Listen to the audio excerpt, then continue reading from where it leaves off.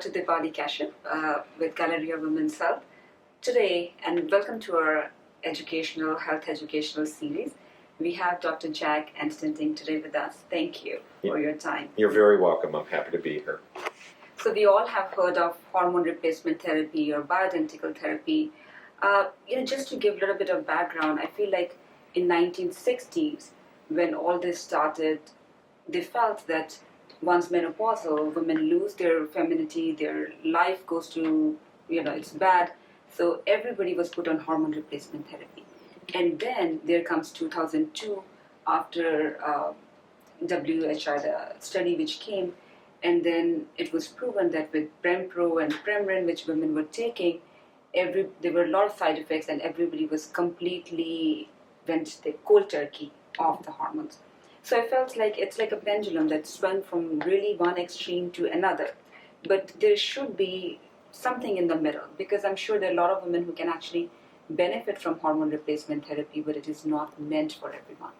So I want to pick your brain. I know you were a neurologist. You are a neurologist, but for the past 20 years, you really focused on anti-aging, anti-regenerative medicine, providing men and women with hormones, health education, a lot of other modalities, acupuncture, a lot of things to basically improve the quality of life. So I want to pick your brain. Can you tell us a little bit about it? Yes. Well, it's interesting you bring up the timeline, because I was practicing as a neurologist in 2002, interested in regenerative medicine and holistic medicine and wellness. And during that era, I saw, such a massive neglect of women of all ages take place when suddenly the specialists were taking away their hormones. And they were replacing it with anti-anxiety medicines, antidepressants. And, these unfortunate women were just fit to be tied. And they were being labeled with all kind of other diagnoses. So once the bioidentical hormones came in, which basically BHRT means that the hormone has the same biochemistry as what our bodies produce, as opposed to the hormones such as Prempro and some of the older hormones that are basically produced in the laboratory, that our bodies aren't used to seeing, some of the chemical structures of those, and they create their own problems. And that created just a massive shift for women, for the good, for wellness, which was, a wonderful thing to witness and to be part of. Okay. So it's like a lot of women can benefit from it, but it's not for everyone. So who do you think is at a higher risk of any problems, or you think you would not put hormone replacement therapy? Yes, that's a very good question, because a lot of women of all ages, they read about it and then they want to be on bioidentical hormone replacement therapy. So if a woman has a history of a female-related cancer, breast cancer, uterine cancer, ovarian cancer, those are women where you'd look for other alternative means to help them through some of the symptoms that they're experiencing. Women who have a strong history of vascular disease, heart disease, stroke, those you would be very, very cautious of, and again, look for other alternative means. Over the years, I've had women who have gone through menopause, and then 12 years, 15 years later, they come in because they read an article about BHRT, and they're like, I'm ready, let's go for it. And it's like, well, time out, because let's explain what your body over the 15 years has gotten used to and changed and downregulated to where it's used to working off the lower level hormones. And there are other natural means that can be done aside from the hormones to really help with some of their related symptoms. And you have to respect the hormones. A little bit goes a long way, and the hormones have to be followed and measured and checked through laboratory means, and because it involves a lot of respect and knowledge for who's ever going to administer.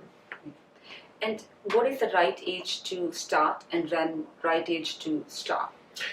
That's an excellent question. As far as starting goes, I've had women in their 20s or 30s who are basically hormonally imbalanced, meaning that their progesterone is out of balance with their estrogen. And that creates a lot of mental health related issues, a lot of anxiety, a lot of sleeplessness, a lot of irritability, and it's just a simple means of balancing them.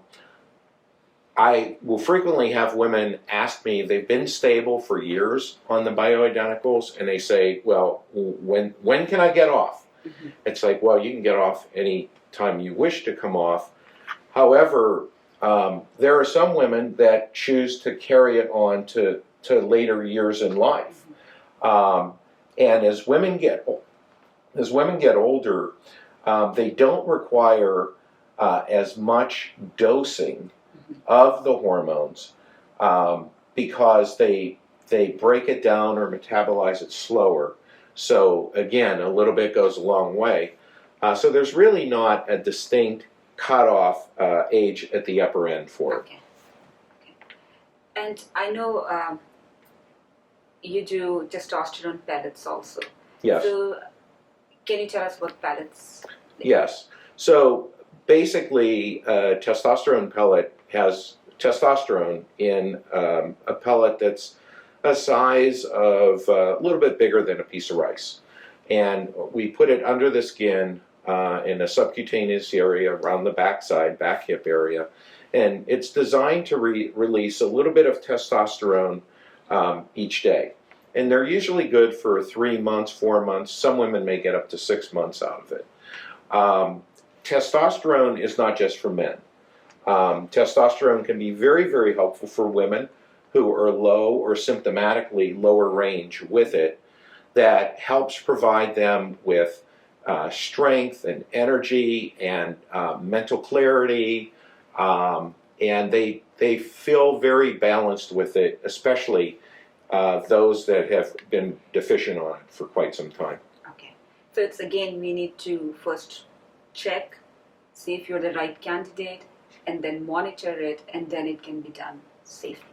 Correct. It's all about measuring, and just like everything in life, it's all about balance. That there are times where women will just get one hormone placed in, whether it's estrogen or progesterone, but it's like a conductor of a symphony where you're really balancing the hormones across the board, because that's what makes people feel like they're normal. They feel like, wow, this is what it's like to feel normal again.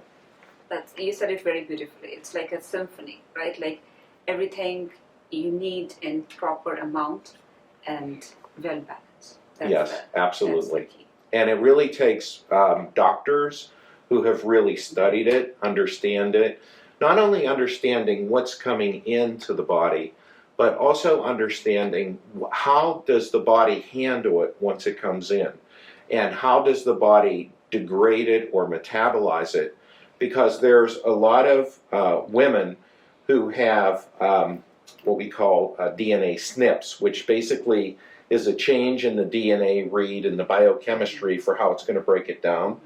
And that's very important, because a lot of that is nutritional based adjustments with certain very specific supplements that then maintains that balance and the smooth flow through of how the body manages it. Okay. And I know we hear about a lot of different ways how these can be given, like, sometimes by mouth, sometimes by the cream. We talked about pellets.